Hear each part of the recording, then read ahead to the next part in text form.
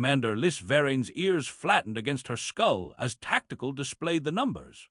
6 Calrith capital ships, 114 support vessels, all converging on Frontier Station Erebus, a remote human research outpost in the Terminus sector with minimal defenses. The math was brutal and simple. The Calrith Hive fleet would overwhelm the station in minutes. "Jump coordinates locked," her navigation officer reported. "Rapid response fleet ready on your command." Liz commanded the Sovereignty's elite intervention force, 12 warships crewed by the galaxy's best, designed to reinforce vulnerable colonies under attack.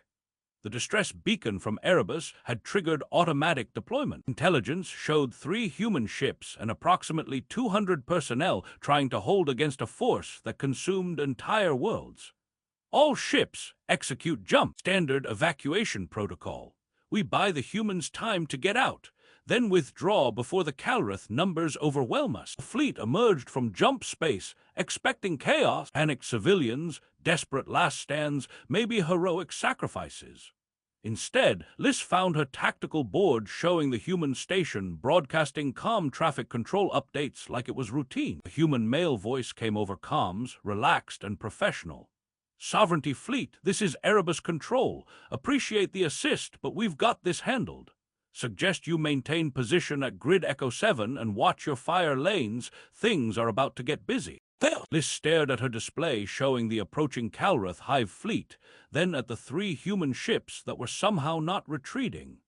"Director Keller, we're reading 6 capital ships and over 100 support craft inbound. You need to evacuate immediately." A pause, then laughter that sounded genuinely amused.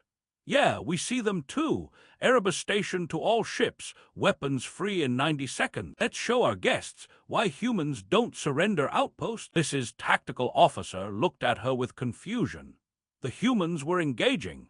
Then the 3 human ships lit up with weapons signatures that shouldn't exist on civilian research vessels. What happened next rewrote everything Liz thought she knew about human military capability. The ships her sensors had classified as lightly armed research vessels suddenly deployed railgun batteries, missile pods, directed energy weapons, and systems her tactical officer couldn't even identify. The research station, Erebus, revealed hidden orbital defense platforms, creating an interlocking kill zone around the facility. And then the humans started coordinating. Jack Keller's voice remained absolutely calm, directing traffic like an orchestra conductor. "Venture, hard burn to intercept Vector Charlie 3. Pathfinder, you've got their flank when they turn. Defiant, hold station and let them come to you. I want them thinking you're the easy target." Liz watched in stunned silence as 3 human ships executed maneuvers her own pilots would struggle with. Not running from the Calrith fleet, but engaging it with surgical precision. Outnumbered 40-1, fighting like they'd done this 1,000 times.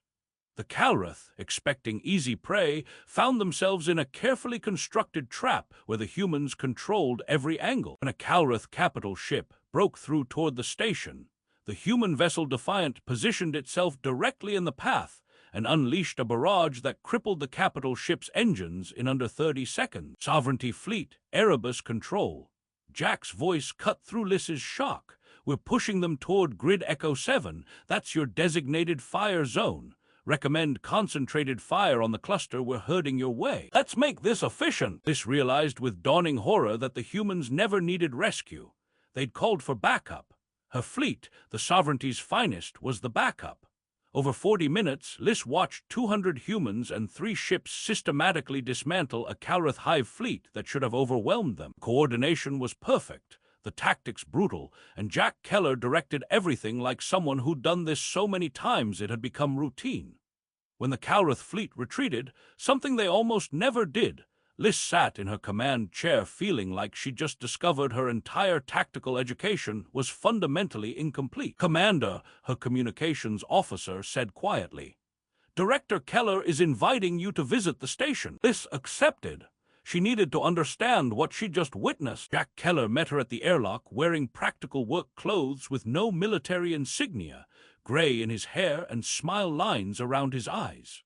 He greeted her like a colleague rather than the commander of a rescue force. "Thanks for showing up," Jack said, leading her through corridors that looked more like a university campus than a military installation.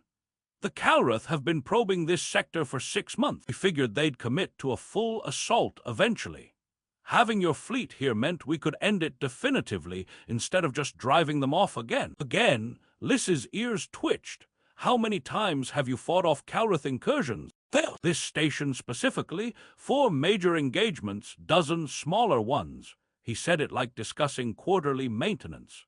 The Terminus sector is one of 3 main Calreth expansion vectors. Someone has to hold the line, and the Sovereignty doesn't have assets this far out. He took her to operations, and Liss saw the truth across the tactical displays. Erebus wasn't a research station that occasionally defended itself. It was a military fortress disguised as research, positioned exactly where needed to block Calreth expansion into Sovereignty space. The civilian personnel were all retired human military. The research vessels were warships built to look unassuming. "You've been protecting Sovereignty territory," Liss said slowly, "while letting us think you were vulnerable outposts needing protection." "Not quite," Jack corrected gently. "We've been protecting Sovereignty territory while being realistic about resources. The Sovereignty has 6 rapid response fleets covering 300 sectors. You can't be everywhere. Humans have 47 stations like Erebus scattered across the frontier. We hold the line quietly, and when something gets too big to handle alone, we call for backup." The distress beacon was activated when long-range sensors detected a full hive fleet.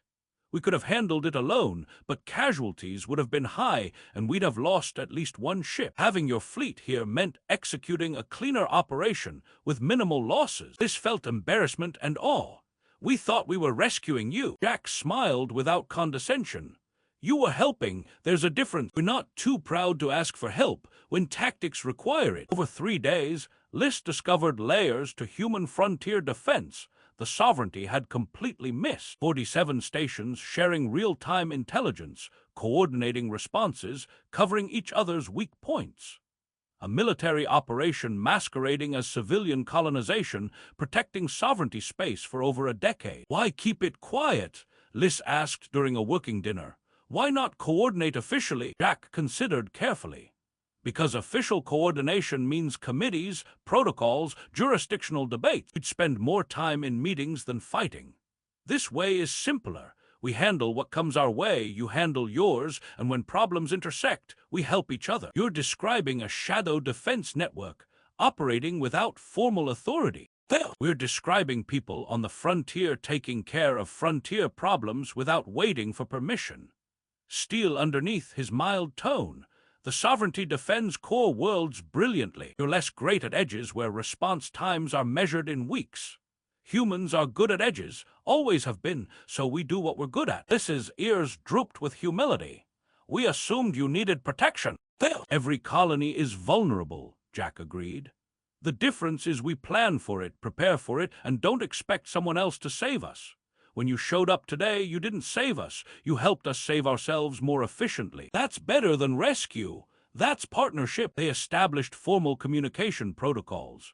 Not command structure, but coordination framework for requesting assistance and sharing intelligence without bureaucratic delays. Months later, when a Calreth hive surge hit 3 sectors simultaneously, human stations held the line while Sovereignty fleets struck Calreth supply routes. Together, they broke an offensive that would have overwhelmed either force alone. Liss found herself working regularly with Jack and other human coordinators. Slowly, the Sovereignty Command understood what she'd learned at Erebus. Humans were never the ones needing protection. They were doing the protecting, quietly holding the dangerous frontier while letting everyone think they were vulnerable colonists needing rescue. When the Sovereignty High Council considered formally designating human stations as auxiliary defense assets, Jack laughed and called it a committee's way of saying, "Thank you, here's paperwork." "Is that a problem?" Liss asked. "Not really. As long as paperwork doesn't slow response times, call us whatever makes bureaucrats comfortable. We'll keep doing what we do best. Holding the line. Being the backup everyone thinks needs backup." He grinned. "Turns out that works pretty well. Low expectations make for great surprises." Liss's ears twitched with amusement.